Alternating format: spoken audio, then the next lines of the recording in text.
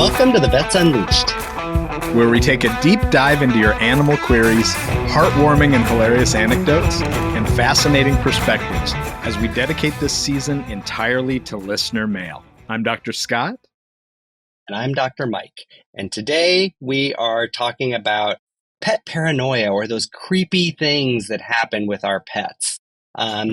First of all, I'm going to just say, you may notice my voice is a little bit lower than it usually is. I have a little bit of cold today, but I'm going to push through because that's how dedicated I am. I thought perhaps you had started maybe some testosterone supplementation or something. Yeah, I just really wanted to be able to go, do those deep voices of like, darkness falls across the land. Wait, well, you should do that you should do that in a deep voice. That would be really cool. The evil of the thriller. That kind of thing. Yeah. No, just a little cold.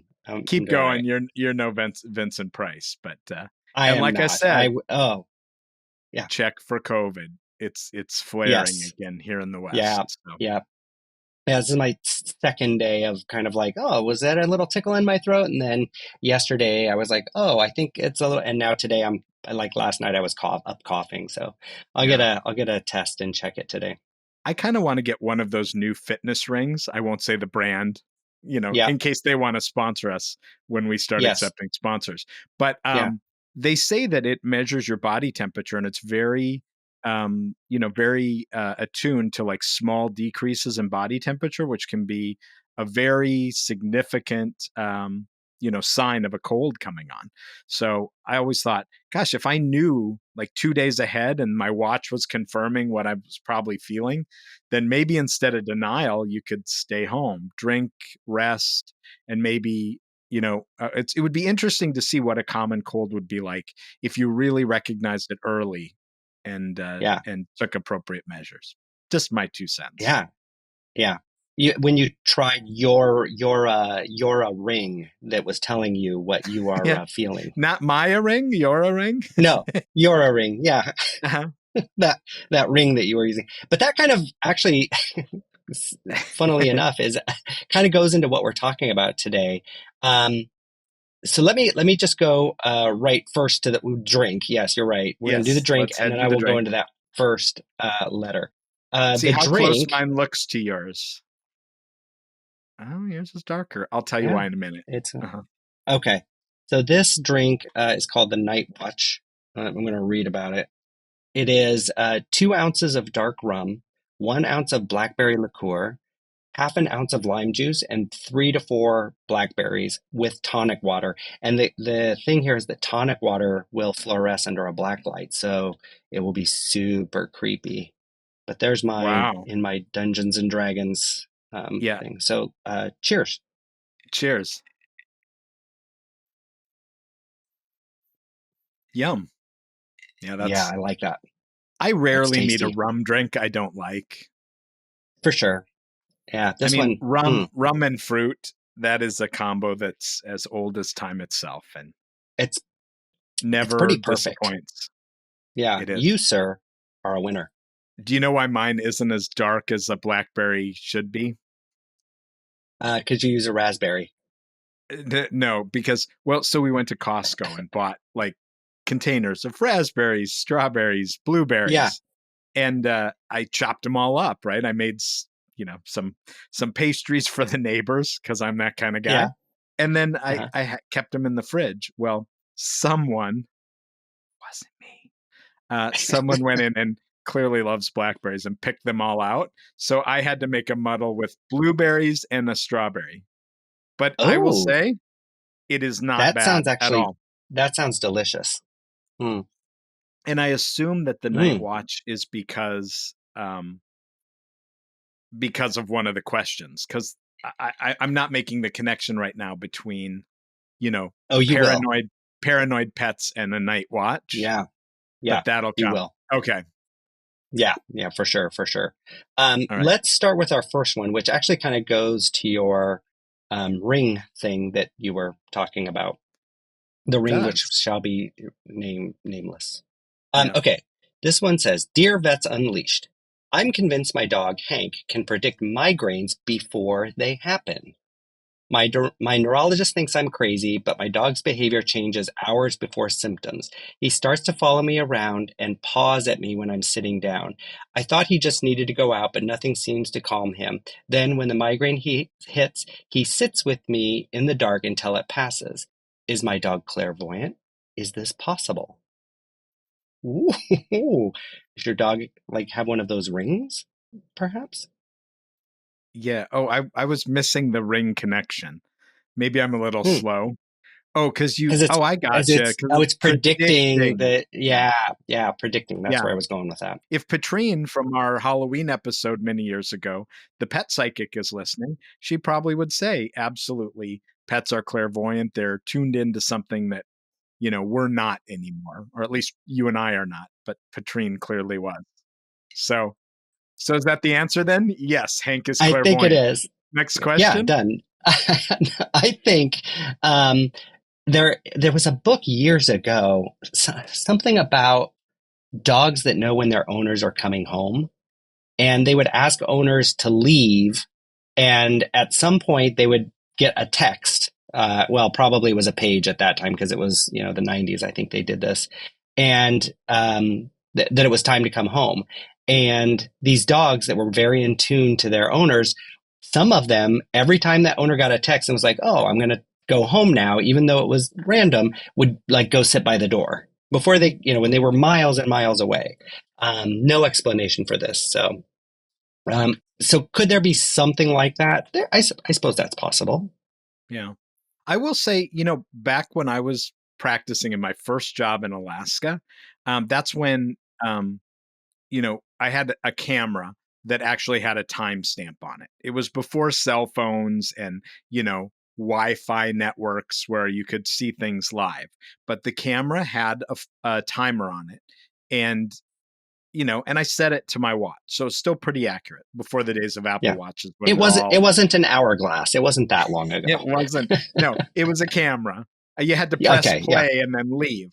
But I Yeah. always wondered because no matter when I came home, my cat was always my old Siamese cat, who's been gone for many years now, would always be at the door. And so I set it, and oddly enough, multiple times I had situations where I left work, got in my car, noted the time, and then turned on my car and drove home. And it was maybe 5-6 miles to my house from the clinic, up into the mountains outside of Eagle River, Alaska. And multiple times, right when I turned on my car to drive home, my cat would like get up and go to the door. So, I mean, that that kind of stuff happens all the time. We hear those stories all the time. As far as like medical things, though, I mean, plenty of dogs have been sure. trained to do seizure, like recognize when seizures are about to happen. And we have to remember, like, think about like how dogs are experiencing the world, right? They smell at what, like 100,000 times better than us, a million times, somewhere in there. It depends on who you, a lot more than us. And so they're recognizing the world through that olfactory, sensory input. And so, what are they picking up that we aren't? Yeah. They're Dogs and also bees can smell up highly here. attuned to us. We don't watch our dogs' mannerisms and actions the way they watch us. So, Yeah. I mean, they're probably putting together a combination of things. If this is someone that has frequent migraines, I mean, I get one maybe once a year. And I know you start to feel different. It's an inflammatory condition, right? I think it's like, isn't it a trigeminal neuritis in a lot of the cases? I think it starts I out as think a so. like a inflamed nerve and then progresses to a full-blown migraine. So they may smell interleukins, right? They may Hmm. learn like what else? I'm trying to get medical here. Yeah. Um, but I tumor mean, necrosis factor alpha, lots of changes um in body temperature, changes in what's mhm, coming out in your sweat. I mean, that kind of stuff happens. Can they smell? yeah. Can they smell our cortisol levels? Mhm. Which right I there, don't I know. know when I'm starting to get a migraine, usually I wake up with one, but occasionally I'll get visual migraines where I don't have any pain, right? So But there are signs that if I really, just like having a cold, maybe we need a ring to tell us. But there are signs. If you go back and think about it, I just felt a little shaky or a little like, like, is my magnesium level off? Is something's just not quite right. And I think our dogs probably pick up on that. And if migraines are frequent, absolutely. Like, heck, if you can use that, who cares if he's clairvoyant or if he's picking up on biological signals of this disease process? Heck, if taking your, you know, um, migraine medication, popping that, mint flavored melt under your tongue, um, before you get the pain, there's no harm in taking those other than they're, mostly other than they're Yeah, expensive. So expensive if I knew sooner than later that I was getting a migraine, I would be taking it right then. So I say, for whatever sure. the reason, Hank's Go kind of a Hank. hero. Go Yeah. Hank. Hank's like, I don't need a ring. I am a ring. I don't need no stinking ring. Well, you know what? Also, dogs are pretty unique in that you had mentioned it before, that they attune to us so much. Yeah. As a species, dogs really have, evolved to pay attention to people and to be Yeah. able to interact with people. It's part of what makes them special, in my opinion. Oh, yeah. And I think we've Probably, yeah. evolved to rely on dogs, you know? I do. Yeah. I don't sleep as well when they're not around. I don't either. I got to, as many Yeah. as it could pile on top of me, the better the sleep. Yep. I do love it. I No. agree. Oh, I know. And the cats too. I have a cat on my head, a cat between me and Lisa, a dog usually at our foot, or sometimes he'll come up in between us and like push the cat out of the way. And so then it's like cat, dog, cat, dog. Oh, I love it. That's perfect. Yeah. Yeah. I Yeah. think about retirement and like, would I do anything for extra money? Right. And bartender would be one of those things I might enjoy. But Right. the Oh, other you'd be would good at be, that. imagine if you're the old retired vet and you say, I'm going to provide like a very unique doggy daycare experience. You vet all of the, not, well, okay, I guess you can't really say vet in this context because it could get confusing. You screen all of the potential people, and then you have a list of really good dog owners, really good dogs. And you just say, when you're going out of town, schedule on my website. I never, just leave it open. I never take more than like 4 or 5 dogs at a time. And then like I don't leave the house that much. They sleep with me. I have a big, fenced in backyard and a pool. Um, their dogs can live their best life with me. And hey, guess what? I'm a vet. So if you have a diabetic dog, if you have, Right. if they need meds or special care, I think I can take care of that. And then I get to sleep with 6 dogs every night without the financial responsibility of owning 6 dogs 6 dog. That's brilliant. or That's 8. brilliant. Or 12. That's why we need the California King. Yep. That's why I got to convince Lisa that we need that, because To get more we need to have dogs. those extra dogs. Let's take a quick break. How are you doing on your drink? Do you finish it? I'm No, we're about good. halfway Okay. done. Look It's at us. delicious. Yeah, me too. Yeah, Mm-hmm. by the way, the next time you come to Davis, there's a new tiki bar in town. So we've got to hit it up. Definitely. I'm in. Mai Tais all around. All right, we'll be right back. Hi, this is Dr. Mike, the Bowtie Vet Guy. Thanks for tuning in to The Vets Unleashed. If you want to find out more about us or our guests, or to leave an amazing review, head on over to thevetsunleashed.com or find us on Instagram or Facebook at The Vets Unleashed. There you'll find information on the podcast, how to be a guest, and our lecture series and speaking availability. Now let's get back to the show. And we're back talking about why our pets are creepy. And drinking our night watches. Our night watches. Mm-hmm. Here's a question for you. Yeah. If we were to we've talked about having a coffee table book of some of our best, of our best cocktails to share with our listeners. Yeah. Who doesn't need a good coffee table book? Would you put, everybody, if we can only choose 20 of our over 100 drinks, would you put the night watch in those top 20 or not? That is a great question. Right now, yeah, I think this one for sure. Yep. I mean, we'd have to put like some of the. What's your like usual absolute ones. has to be in there, or I'll, it's of all the 100+ drinks, what was your absolute favorite? The one favorite? You're going to think I'm crazy. That blue one you made. Oh, the curacao one. The one that we just made Yeah. ourselves. It was Yeah, with the one you made up curacao? on the spot. Yeah. It was blue and it was coconutty and it was delicious. Has to be I in think there. had Malibu rum, I think, and Oh blue yeah. curacao. It was awful. And It orange was so juice. delicious. Yeah, but it was Yeah. whatever it was. It was a unique combination because I searched on it and Yeah. it was not in that combination. It wasn't a thing, so it could be the Vets Yeah. Unleashed. Do you remember Yeah. what it was called? I I don't. don't.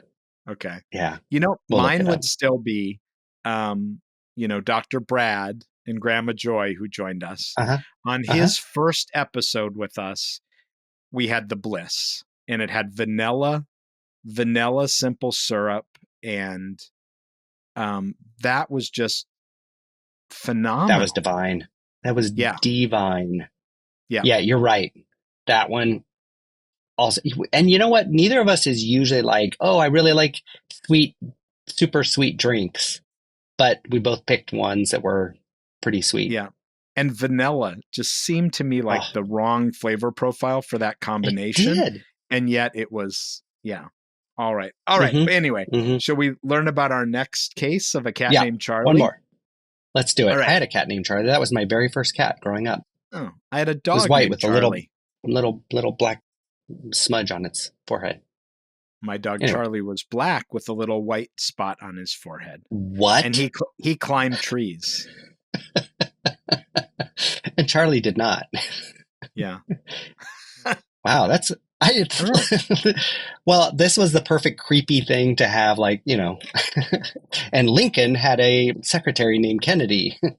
All right. You notice these, we don't have little fancy signing names on these. Oh, we didn't. Listener requests. No, usually it's like, Clairvoyant in Charleston or something, but that's what we'll do. We'll call it signed Clairvoyant in Charleston. You make one up for this one. Even though this letter didn't come from Charleston. All right. Okay. You ready? It didn't. Here we go. All right. I'm ready. Sit back. Let this wash over you. Dear Vets Unleashed, my cat Charlie sees ghosts. I'm sure of it. He stares at the same corner of our bedroom every night at 3 a.m. My wife says it's mice, but I've had the house checked and set traps. Nothing. Charlie still stares at the corner every single night. I've seen this movie. It's definitely ghosts. Are there any other explanations, or do we have to move? Oh, that's perfectly written. Well, what's the sign off on that one? Clairvoyant cat in Charleston, I guess. There you go. Yeah, perfect. Oh, man, do I get this question? That paranoia is actually like the like paranormal. It should almost be paranormal. Yeah, absolutely sees ghosts. That's what's happening. Get a bunch of sage. Yep. I would just move. I mean, at this point, I mean, how long is it until your daughter's head spins 360 spinning around degrees and the starts television, going to the light, Carol Ann? Absolutely. Yeah, you probably should move. Do you know who scared me the most in that movie when I was a kid? Even more than all the stuff that started happening? With the little woman clairvoyant, the old lady. Yeah. That said, great. Come to the light, Carol Ann. She, if I saw her, kind of like the Wicked Witch of the West, if I saw her in a mall somewhere, if she's still alive, I probably would run. She was great. She was so good. She was so creepy.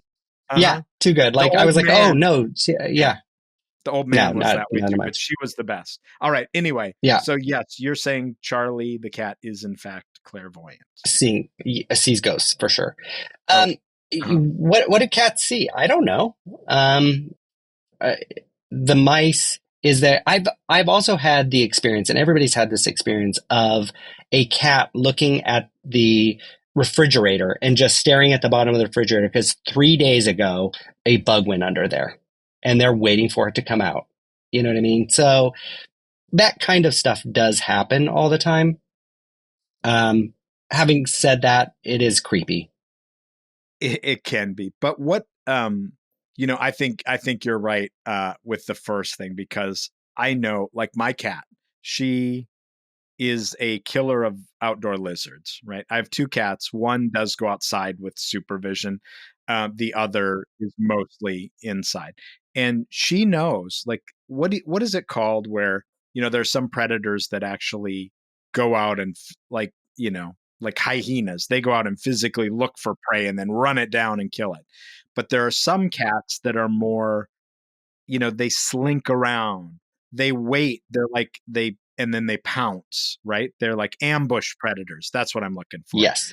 Cats are ambush Yes. predators. So like my cat, she goes to, I have a pile of, we're having some construction done on the house. And so we've been cleaning up. They're going to do it next week, by the way. They're cleaning up, and I have a pile of junk.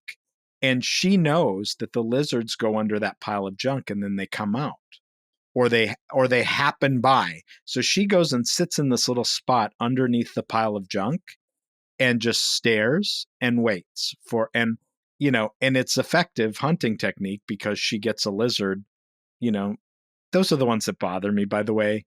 Like, we've stopped her from getting any hummingbirds because I know there's, it's not just good to have your cats go outside.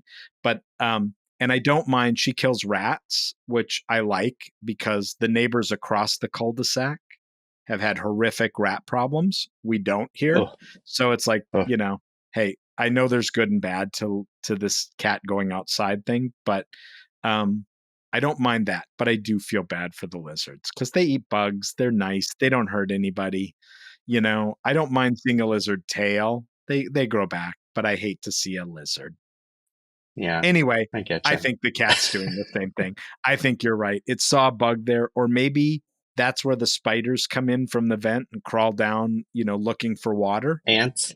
Yeah, Yeah, ants. anything. It saw something there, or it was getting things. So yeah, um I wouldn't worry But if it about it makes that you much. feel I better, do. get some sage. I mean, I've told the story about Ben, how every night he gets growly with us. Like, he goes in the room and he'll, like, if I come up to him in the bedroom, he'll turn over, and this is a cuddly dog. He'll turn over, bare his teeth at me, and growl like I'm a monster. He's never seen me before, and that's like when the dead people come out, right? And so we give him a supplement at night, like melatonin and valerian root, that kind of a thing, and it calms him down, and he sleeps. And then he gets up in the middle of the night and he jumps up on the bed and he's fine. If I don't give him that in the middle of the night, I'll wake up and he's like looks at me and he's like, "They're here now. They're here." And I'm like, "Oh, okay. Well, we got to burn the house down, obviously." Do you So think it there's is a weird form to of see it. Yeah. do you Yeah. think, because you're the behavioral guy, do you think that Sure. there's a form of, or what do you think there's a form of essentially schizophrenia in dogs? I mean, I haven't seen like studies that would characterize it one way or another, but why not? I mean, Yeah, brain chemistry isn't that different. I would love to have a behaviorist and like a PhD, on dog cognition to talk right. about what those things look like. Because I'm convinced, and Lisa, who has worked with autistic kids and kids on the spectrum, um, uh, has said, Ben just really has a lot of those traits, a lot of those personality traits. He doesn't want to be hugged too tightly. If he does, he screams bloody murder. He wants his things steady. He's really, noises are really bother him. And, but on the other hand, he can be super cuddly and friendly, and, and he's also very smart and very, driven when he gets something that he really likes. So she said there's a lot of things that remind her of that sort of disorder. And so I don't know for sure, but I'm going to say yes. Well, and there's some theories. I'm by no means an expert, but that some of these neurodivergent conditions that seem to be happening more frequently, that it is evolution in action.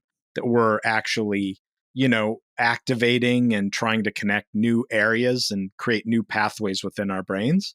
So it's not surprising that if we're evolving, which obviously we're evolving, then dogs are evolving with us. That's happening in our lives too, in just small incremental ways. Oh, that's brilliant. Yeah. Yeah. I like that. Thanks. Okay. Yeah. You have one once in a while. Yes. Did we answer that question?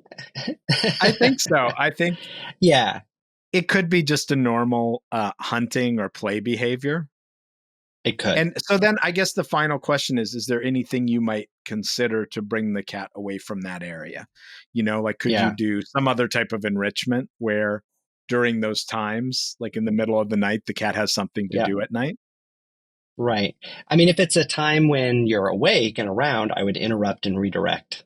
Yeah, but it's interrupt 3 and even a.m. redirect it. If it's happening at 3 a.m., then I would get up at 3 a.m. and interrupt, and I wouldn't do that. You'd have Lisa get up at 3 a.m. Yeah. But is it a problem either? Like, okay, maybe your cat's protecting you from spiders that are coming down. So you're saying clairvoyant cat in Charleston, the owner needs to just calm down. It's not that big of a deal. Yeah. I mean, if you feel real worried about it. Yeah. Yeah. Until you have like ghosts coming out of the walls. If you have a poltergeist, you're going to know. Yep, you will. Yep. It'll get worse, books not stacked better. Up. Absolutely. Absolutely. If it's a friendly ghost, learn to live with it. Yeah. So you don't think he has to move? No, not yet. Okay. Don't move. Not with today's property values. Oh my gosh. The ghosts are like nobody's moving in this thing. Like people are either stuck in their low low APR or they can't get in. This is perfect perfect haunting times. Yeah, I wonder if hauntings increase when when mortgage rates go up. Yeah, because they're like, nobody's leaving. We're staying. We got them. Now's the time. We got them now. Yeah. It's the equivalent of being trapped in a corner. Yeah, exactly. All right. Let's try and get through. We've got 3 questions. Do we have time for the final one? All right. I'm ready. I think we can do one more. Let's do it quick. Okay. This one says, I installed a pet camera to check on my dog, Waffles. Usually he is the laziest dog in the world, but as soon as I leave the house... Okay, Waffles? WUFF. Waffles. Okay. Waffles. Right. Usually he is the laziest dog in the world, but as soon as I leave the house, he springs into action. He's running all over the house, checking all the windows and doors like a security guard. I think he's protecting the house. Is this normal or concerning?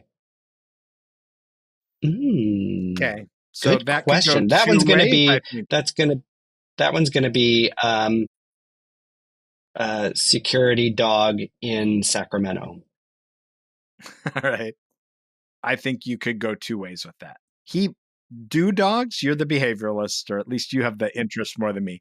Will dogs sometimes sort of, because some dogs are very territorial. So maybe he's just really confirming the perimeter. Maybe he truly is just checking the house and he's Yeah, it's a great question. And I think there are variations of normal. There's, even with separation anxiety, there's like a little separation anxiety and there's bad separation anxiety.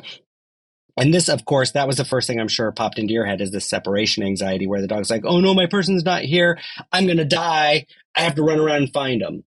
And a little bit of running around, checking like, hey, where'd they go? What's going on here? Maybe 5, even up to 10 minutes, I would consider within normal limits, as long as they're not being destructive, as long as they're not hurting themselves or just destroying things in the house. Defecating or urinating in the house, which would be a sign of separation anxiety.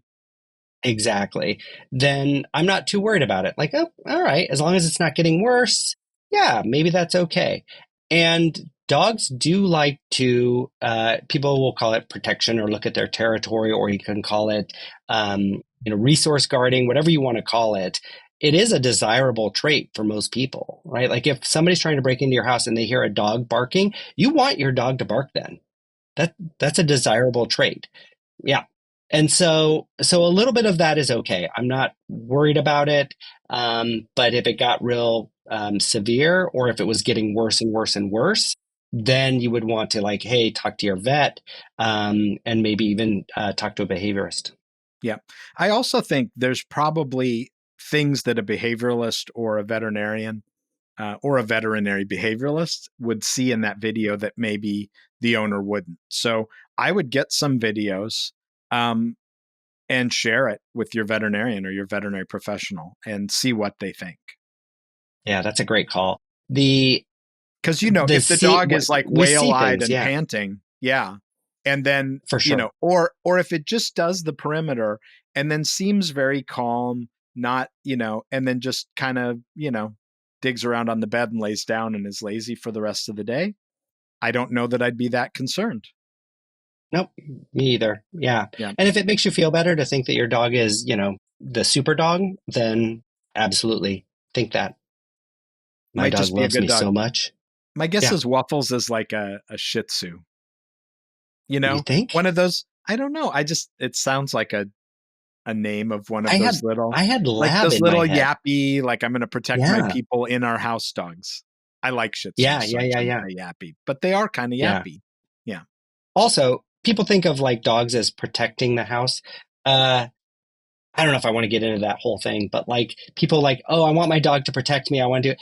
I mean, you want your dog to bark, but you want your dog to be nice to people because you don't get to decide who it protects and who it doesn't. So you want a nice dog that barks. That's all. And it's like, hey, someone's here. Hey, what's up? Someone's here. That's enough to deter most, break-ins and stuff. So yeah, that's probably another episode, but I don't like when people have dogs that they're not police, but they train their dogs to be they're like, well, this is not really a society dog. This is a protection dog.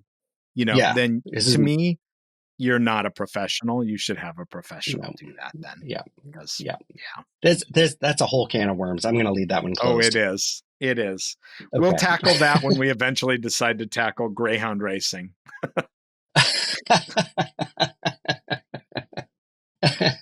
Yeah, and horse racing. We don't want to anger those people. We've had those on the list for a long time, and ethicists and people, who would we have as a guest? And I have no desire, just like our AVMA. Some things are just best left unsaid. It's bad. We don't agree. Let's leave it at that. I mean, if you guys want us to talk about it, let us know. Yes. Like if we get 10,000 people saying, I will listen to that episode and share it with my friends, please do that episode. Done. We'll do it. We know a good guest to come on and talk about it. For sure. That would be good. Yeah. All right. Yeah. All right. Okay.